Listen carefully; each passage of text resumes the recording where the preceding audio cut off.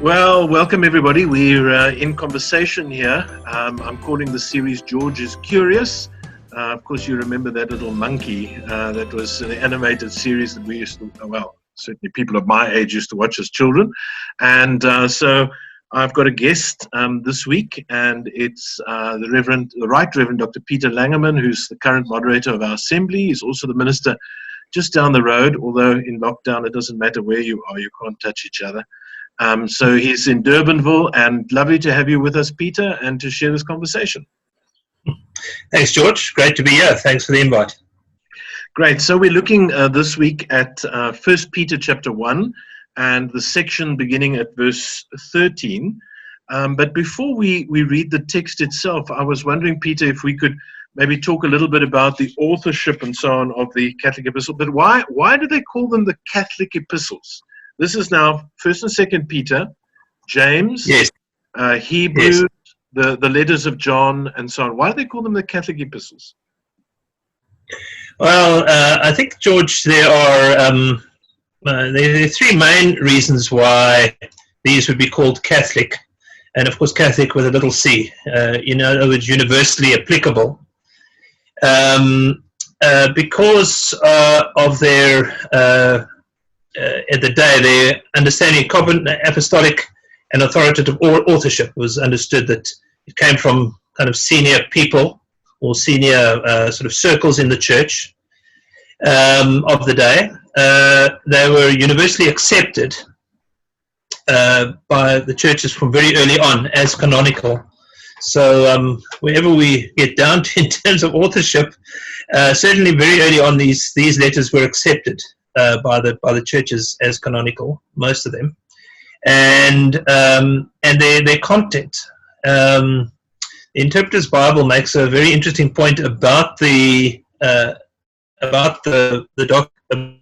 letters, mm-hmm. that they stress themes. So the book of James talks about works and faith. The books of John talk about love. This book of Peter talks about hope. And Jude, of course, about pure faith, and then, of course, Hebrews is the great high priest. You know, Jesus' role and so on.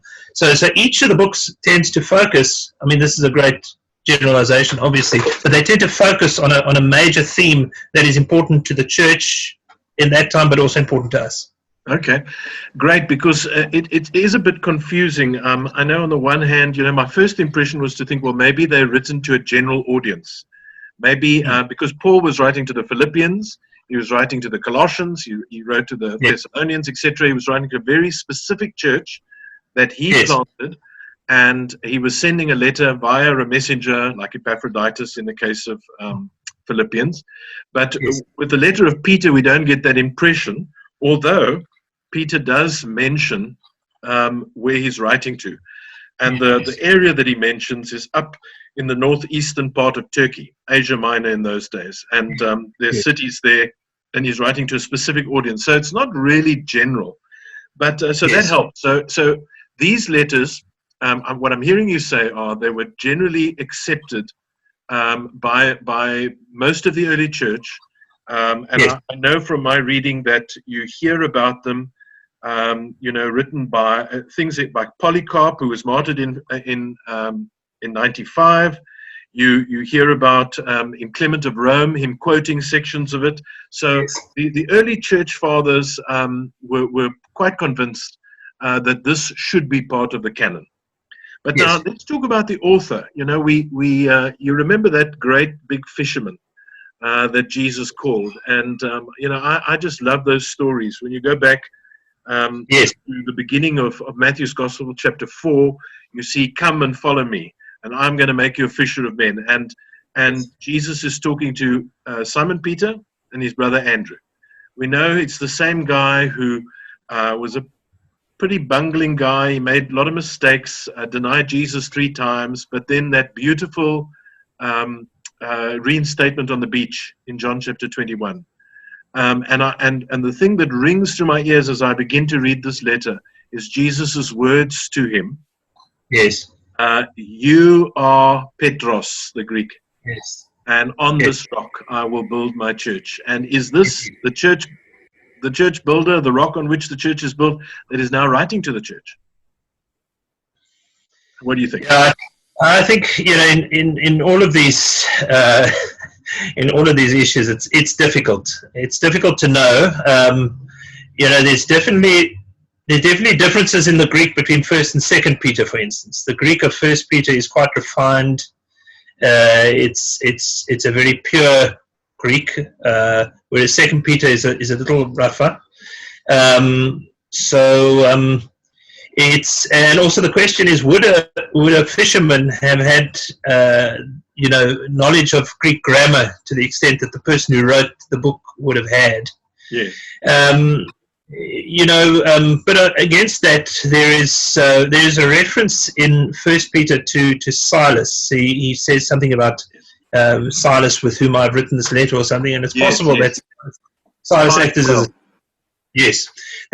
Silas acted as a scribe. So he put his thoughts across, and Silas refined them and made them into what we have today. Or maybe they did it in conversation like you and I are doing right now. Absolutely. I kind of picture them sitting there, and because this is a big thing to write a letter. It's not like today you let an email fly out quickly. It was, you had to sit down, there was an opportunity, you had an in, you could do it. They were going to take some time over this thing and write it beautifully, and Silas could have been in conversation with Peter, and between the two of them they put together the words. What's wrong with that? Nothing whatsoever. I think that's absolutely possible. I think that is probably, as much as we'll ever know, that's probably much the way it happened. I doubt Peter sat down one day and wrote a letter. As we would write an email. I'm sure it happened over time.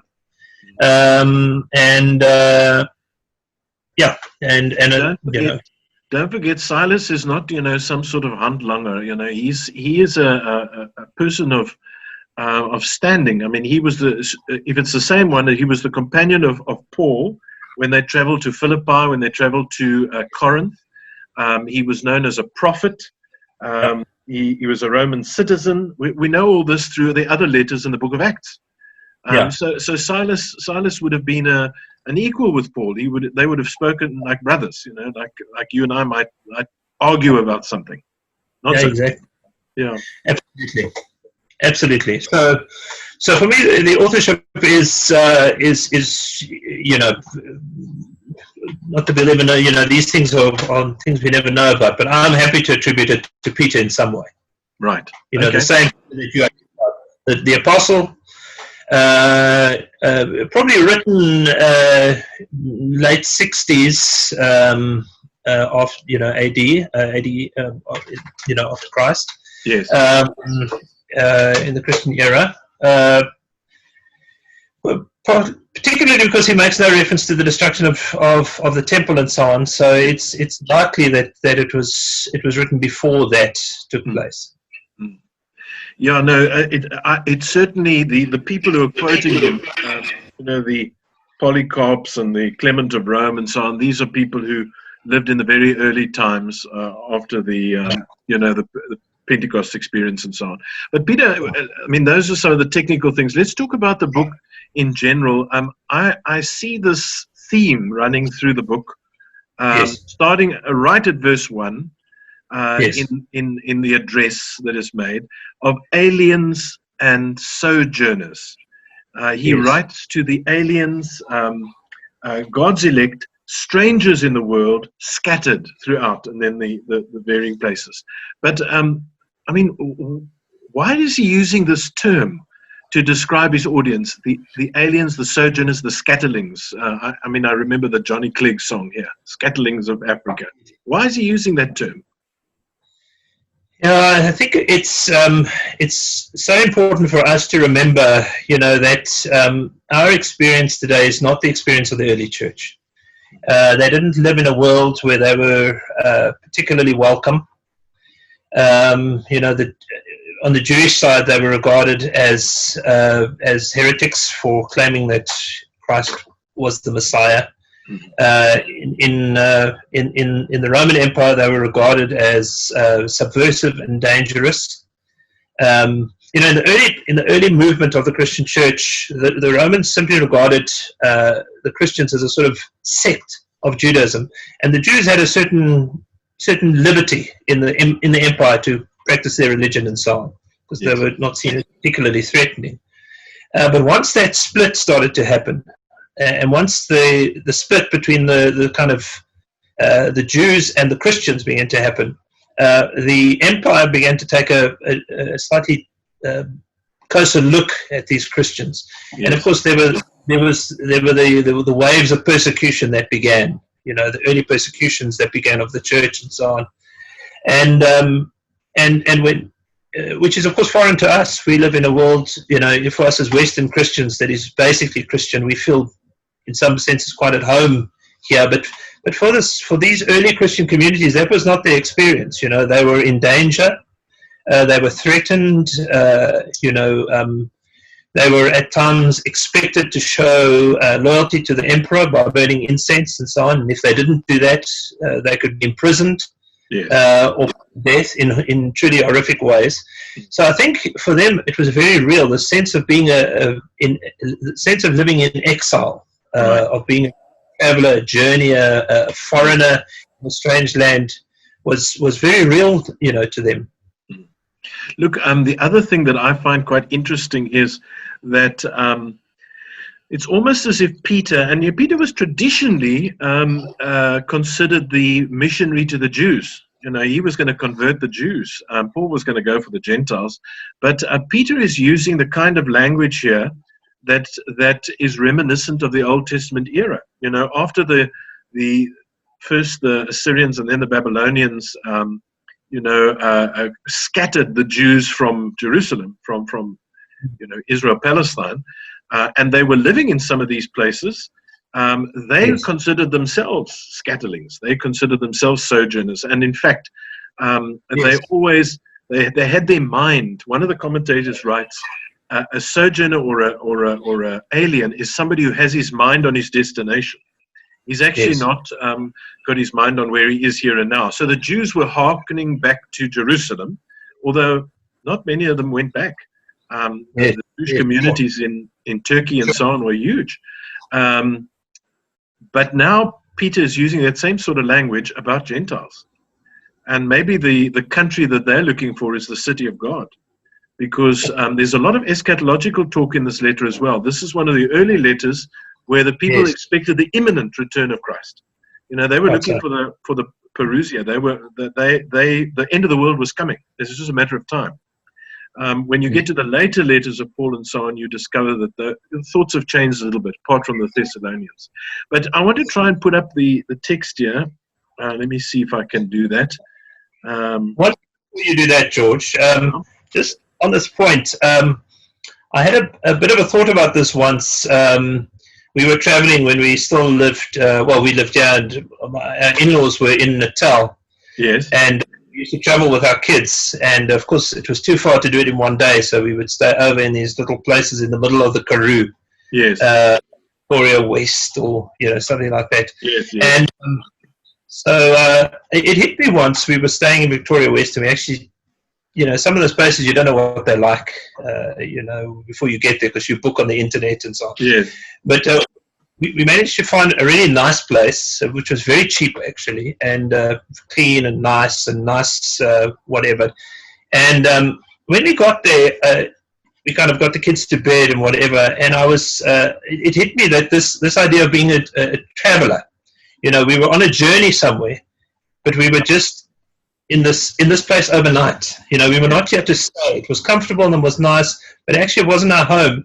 And I began to think, what happens when that begins to change? You stay there one night and then you think, oh, this is a nice place and the people are friendly and whatever, and you stay another night and then you think, oh, well, we quite like it here, it's quiet and there's not much hustle and bustle, and then you stay a third night and a fourth night, and eventually you can always forget, where you're on your way to. It's a bit like that. But in C.S. Lewis, in I think it's the Silver Chair, where they go underground. Yes. And they lose sight of the light and so on, and right. And then the source comes and says to them, no, you just imagined, you saw this big light and you imagined it was the sun, and you, Yes. So you made up a sun. You saw a light and you saw a light in the sky.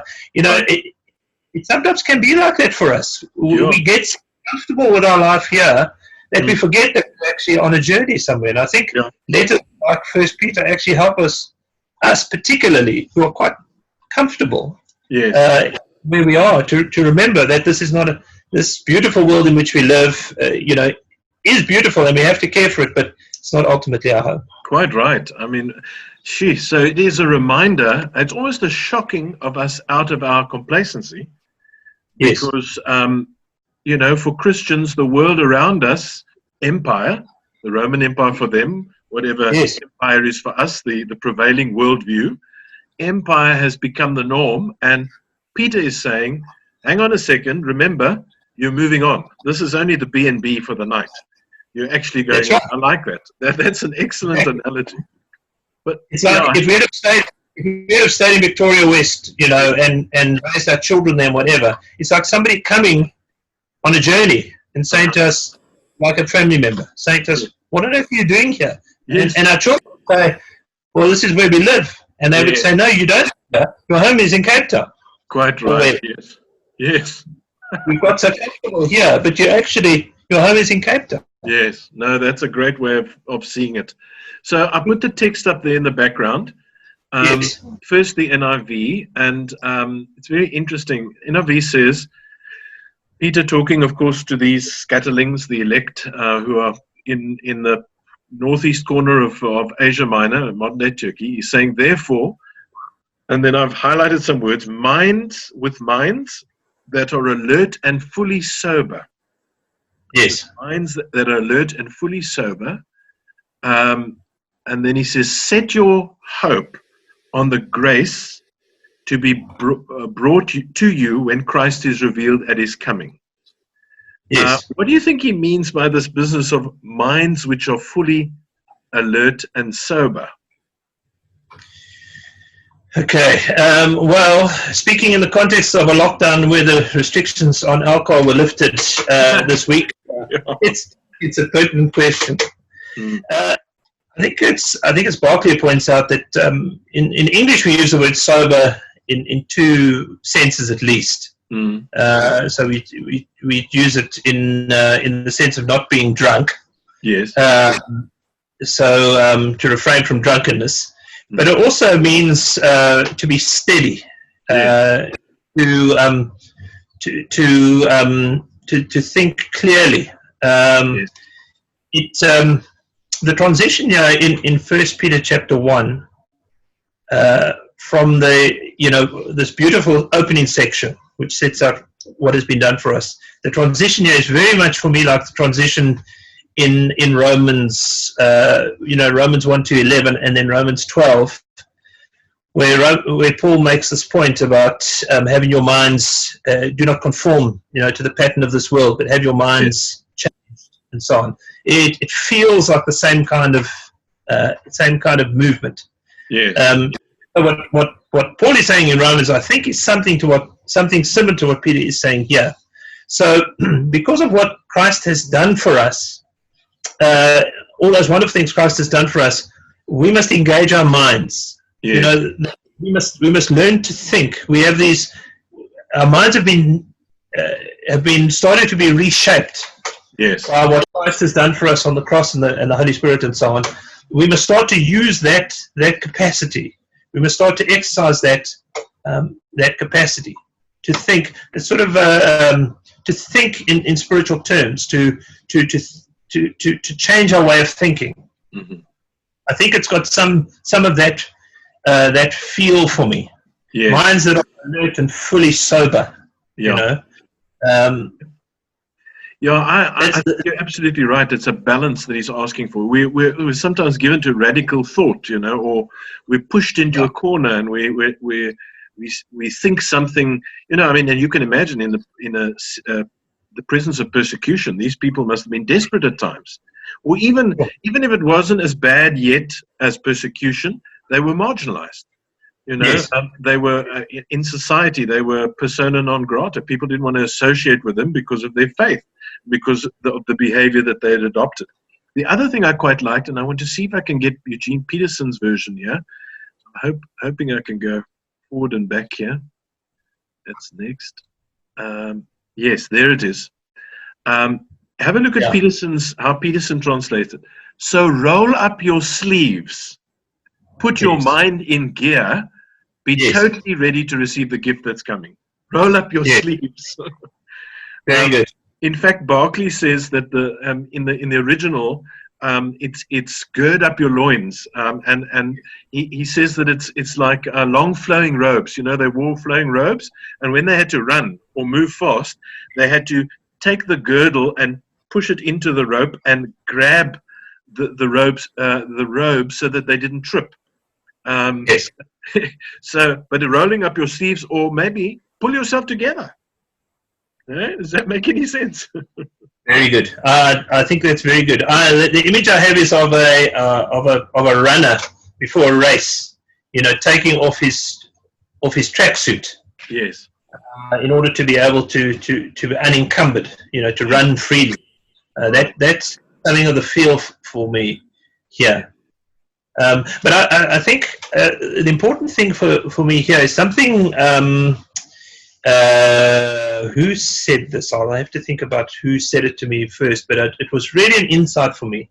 And that is that, so often we think of the gifts of the Holy Spirit as the ecstatic gifts and, prophecy and all of those things. And indeed they are. But one of the greatest gifts that we have of the Holy Spirit is the gift to be able to think. Yes. The ability to be able to think in a new way, to be able to apply our minds in a new way. It was Marius now at Stellenbosch. Okay. He gave a lecture once at a winter school, I think, and I thought this was really an insight that these wonderful gifts of the Spirit are there for us. But one of the most wonderful gifts of the Spirit is the ability to think in a new way, and to use our minds in a new way. So I think, and that's something of what I think Peter is exhorting us to here. Yes. Came across an interesting little article about the structure, George, of this passage, which runs through this passage and the other one. It comes from the Lutheran Seminary at Minneapolis and St. Paul. To say that the way this is structured is very. There's a pattern that runs through chapter 1 and into chapter 2. So there is so the indicative, in other words, what Christ has done for us is in verses 1 to 12. Yes. And then in verse 13 there's the imperative. In other words, something you are told to do. Okay. Set your hope on the grace to be brought, and so on. Yes. Then there follows in verses 14 and 15 an identification of who we are. In 14, obedient children, and in 15, holy. Mm-hmm. Yes, and then in 16, the traditional declaration, which actually often comes from the Old Testament: "Be holy, as I am holy." Right. And then a conclusion, which is here also in verse 16: "Be holy, as I am holy." And this pattern repeats. So it happens here in verse 1, in verse 13 through 16. It happens again in 17 through 21. It happens again in 22 to 25, and then again in chapter 2. This repeating pattern of an imperative, an identification, a declaration, and a conclusion. Yes. Okay. Fantastic. That's very interesting, because it brings us to our next point here. When we look at this section and see what it says about Jesus, the first thing I notice is that, okay, so he says here, set your hope on the grace to be brought to you when Jesus is revealed. So we're going to receive grace from him, right? As obedient children, don't conform to the evil desires, but just he who called you is holy, be holy. So if we turn our attention to Christ, he's going to bring us grace, and that we can set our hope in, but he's also going to he is holy already. And so the encouragement is that we should conform to his behavior. Yes. And then it goes on. it talks about the Father who judges each person's work. We should live out our lives. So this is what God looks like. This is what you look like. And the picture that's created of Christ is that he is the emancipator. He is the eternal purpose of God. He is the resurrected and victorious one. He's the Holy One, and so on. So this picture that Peter is creating to stand, as you said earlier, on one side, so that we will then know how we should behave in the response to that. Very good. I want to look at, because I think these words are important. In verse 13, he says, when Jesus Christ is revealed. Now, in one sense, you might think that is a reference to Christ's second coming, and it might be in some way, but I think it's broader than that. Okay. And it comes back to something that I think is very important for us to realize, and that is that, it's very clear for me in Ephesians 4. So Jesus descends in the incarnation, and then ascends to the right hand of the Father. And then in Ephesians 4, Paul says, when the Holy Spirit comes, Jesus descends again with the Spirit. Right. So that, and in the new version of the NIV, this is picked up because it goes on to say then, it says, it was he. Now, I always thought that was a reference to the Spirit. So in other words, Paul is saying it is the Spirit who, some to be apostles and prophets and pastors and teachers and so on. But in the new NIV, the new translation of the NIV, it's actually picked that up. It says it is Christ himself who gave some to be apostles and prophets and pastors and teachers and so on. The point is this, that Christ is with us. We live in the time of the Spirit, when the Holy Spirit is with us, but Christ is with us. So whenever we meet, whether we meet in lockdown, isolated, or we meet together, or in whatever way we meet, these all Christian communities that Peter was writing to, Christ is with them. Yes. And I think when he says Christ is revealed, I think he's not only talking about the Perusia when Christ returns, he's saying, as you are together, Christ will be revealed among you, and you will receive grace. Yes. Okay. It's an imminent. There's an imminence to the revelation of Christ amongst us when we gather. Okay. Yes, and that's very helpful, especially for Peter, trying to communicate. He who experienced the physical Jesus, trying to communicate the presence of Jesus to the congregations, around the northeast of Asia Minor. So he presents Jesus. He presents him as a lamb without blemish, an Old Testament picture. Also God's eternal purpose before the creation of the world in verse 20. Just push this on this thing onto the next slide. Where's verse 20 now? We just go backwards. There's verse 19, but with the precious blood of Christ, a lamb without blemish or defect. And then verse 20 says, he was chosen before the creation of the world, but was revealed in the last times for your sake. So this is the imminent Christ. He's been revealed for your sake. Yes. Although he's always the God of the Old Testament, it's the continuity, and he's very keen to, as Paul is, to show that. And he's the resurrected and victorious one. But in contrast to that, if you go back here, he says, you and I were evil. We had evil desires, which we had when we lived in our ignorance. We were ignorant, and we had evil desires. We were dominated in a way by desire. And it's interesting because, of course, those people in that part of Northeast Asia would have been familiar with all the different religions. And we're not just talking the state religion here. Of course, Rome had the emperor cult, but there were also numerous, especially from the Greeks, Dionysius and so on, these Greek religions that had to do with temple prostitution, with drunkenness, and things like that. And they're all dominated by desire. And there was a proliferation of that in Rome at that time. And so Peter's almost asking them to make a distinction between themselves and people who follow those peculiar religions. Now, I was very interested, Peter, because I was reading in preparation for this. I was very fascinated to read about the reasons that the Romans, from the Roman point of view, why the persecution started.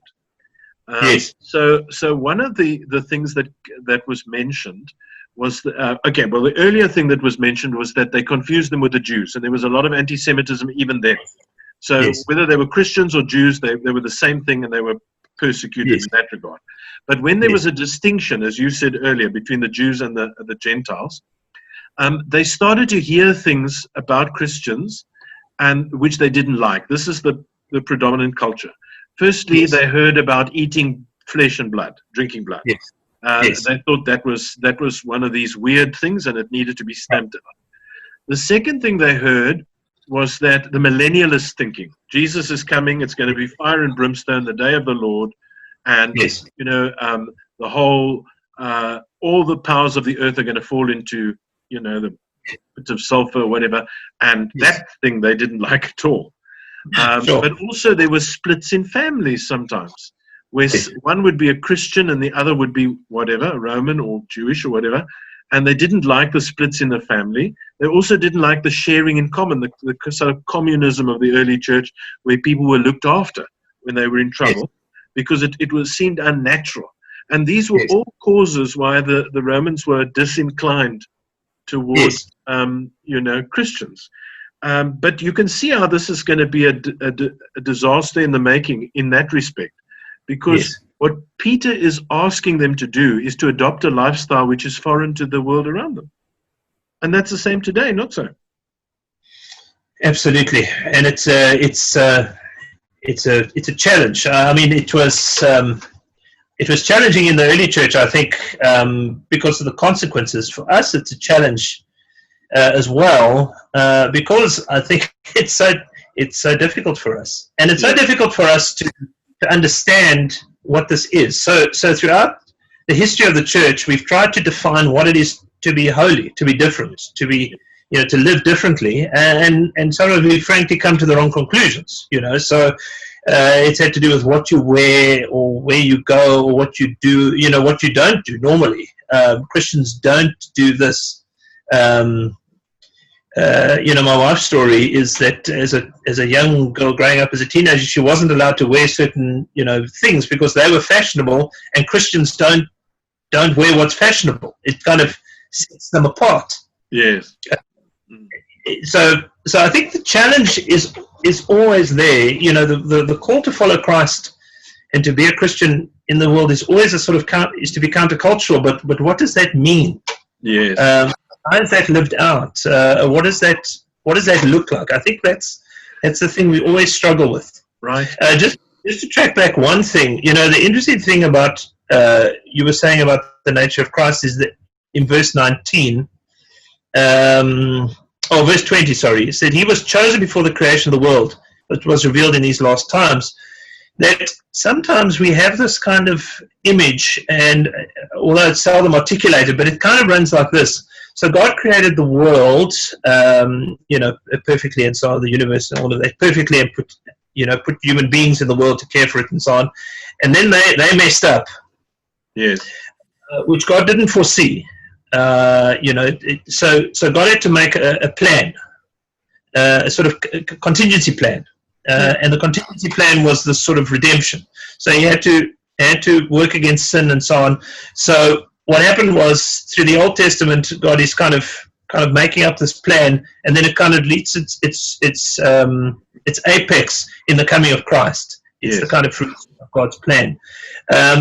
I'm caricaturing slightly, but a verse like verse 20 really puts that whole thinking aside. Yeah. He was before the creation of the world. Right. That redemption was God's purpose before creation even happened. So that it helps us understand the evolving of salvation history through the old covenant.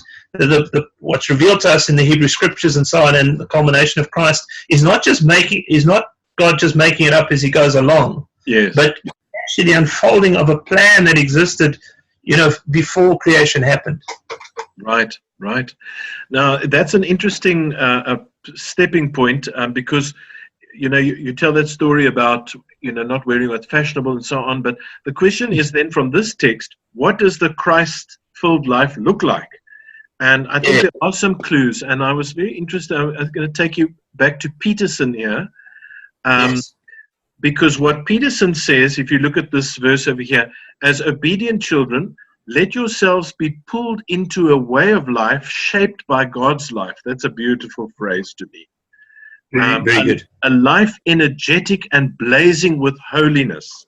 So this holiness is a theme. And Peterson doesn't even, uncharacteristically, Peterson doesn't even translate that or paraphrase holiness. He leaves it as it is. So what's your take on holiness? What does it mean to be holy, or to live as a Christian a holy life? Well, I'm so glad you asked that, because I've just recently reread Mere Christianity, and I came across this phrase, this quote from C.S. Lewis that I thought was just marvelous at the time, and it was actually before you asked me about this conversation. It's slightly wrong, and I'll paraphrase slightly, and sorry about the sexist language. It's his. He's talking about holiness now, and what is holiness? He says, already the new men are dotted here and there all over the earth. Some, as I have admitted, are still hardly recognizable, but others can be recognized. Every now and then one meets them. Their very voices and faces are different from ours, stronger, quieter, happier, more radiant. They begin where most of us leave off. They are, I say, recognizable, but you must know what to look for. They will not be very like the idea of religious people, which you have formed from your general reading. They do not draw attention to themselves. You tend to think they are being kind. You are being kind to them when they are really being kind to you. They love you more than other men do, but they need you less. They will usually be seen to have a lot of time. You will wonder where it comes from. When you have recognized one of them, you will recognize the next one much more easily. And I strongly suspect, and how should I know, that they recognize one another immediately and infallibly across every barrier of color, sex, class, age, and even creed. In that way, to become holy is rather like joining a secret society. To put it at its very lowest, it must be great fun. What a lovely quote. What a Beautiful. lovely quote. Typical C.S. Lewis, because there's a bit of humor in that as well. Intentional humor. Peter, carry on. What I like the quote is, so often we think of holiness as dour and sour and the sort of Mother Grundy type who's constantly looking, as the elders did in Calvin's day, looking through the windows to see if people were dancing, and then reporting them to the consistory and that sort of thing. Whereas Friedrich Buechner says, baptized in lemon juice. Yes, indeed. So what I love about that quote from C.S. Lewis is holiness is there's a freedom and a joy and a quality of life that is to some extent attractive, but almost you can't put your finger on it too easily. It just it's freeing. It is liberating. It is grace-filled. It is humorous even, And I think, we've all known, people like this, in our lives, and have the privilege, I think, to know a few ourselves still, and to be with them is a delight. You come away from being with them feeling wonderful about yourself and about the world. Great. Yes. So just quickly, the other things just to add. So the Christ-filled life, there is the notion of obedience here, Peterson's version, as obedient children. There is a sense in which we need to be able to follow willingly the things that he says, the morals, the ethics that he has, Christ has, living in the way of Christ. Yes. But in the end, it is a way of life shaped by God's life, which I like. There's the holiness there, and then the last thing is reverence. Yes. It's really it's to be reverent, and one of my favorite teachers, Barbara Brown Taylor, it talks about paying attention and paying attention to the world around you and being taken by the beauty of a flower or a bird or a sunset or a sunrise or a person fully alive. That really, to me, is what reverence is all about. But I wanted to show you this other thing in Peterson, which is really a delight. Verse 17, you call out to God for help, and he helps. He's a good father that way. Isn't that a beautiful translation? It just, and we can rely on him. He's a responsible father. He won't let you get by with sloppy living, says Peterson. And that really is what the Christian life is all about, and what Peter is trying to say. He's trying to say it's a dialogical thing. It's you living with God. It's not you and I on our moral quest. We're living in conversation with a living God who not requires, I don't want to use the word require or demand, just expects us to be to live in a good way and a life-giving way, life-affirming way. Does that make sense? Absolutely, absolutely. And I think it's, if we think about our own children, that if we do the best we can with our own kids, and every now and again they'll do something that will just warm our hearts. They'll be kind to their siblings, for instance. In the midst of of lockdown and whatever, while they're pulling the house apart and tearing everybody apart, and in the middle of that, out of the blue, one will be kind to another. Yes. One of our members posted the other day that the older child is in grade 7, so she's gone to school, but the younger one is still at home. And the younger child wrote a note to our older sister and put it in her lunchbox. And she opened her lunchbox, and there was a note from a younger sister saying, I'm so happy you're at school. Please be careful, and so on. So I think it's something of that in here, that God, in the same way that we watch our kids, and sometimes they do things that disappoint us, but every now and again they do something that really warms our hearts, and we think, gee, that's wonderful. That's beautiful. It's a lovely thing. That sense of an attentive father, who's watching, and we know we disappoint, we disappoint him often, but every now and again we get it right, and that it makes him, it's all his grace, of course, and by the Spirit, but not a father. For me, this idea is in contradistinction to the deists. The deism believes God is far removed from the world, and he's just, God created the world and then took his hands off and then just is watching the thing happen. That Peter's presentation is not that. No. The God who's looking and is attentive to what's going on, and is directly involved in the life of the children. Yes. Good. I want to ask you a last question, but before I do that, just to point something else out which I really enjoyed. When I look at verse 14 and many other places throughout the book, I see familial language, obedient children in verse 14, and father in verse 17, and so on. I can't help thinking that Peter was using the kind of tender language that was used on him when Jesus was teaching them how to pray. He didn't tell them to.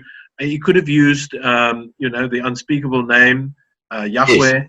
He could have used Adonai. He could have used many of these terms that were El. He could have used all those terms that they would have been familiar with from reading the Old Testament. But he uses, the Pater Noster, the Father prayer.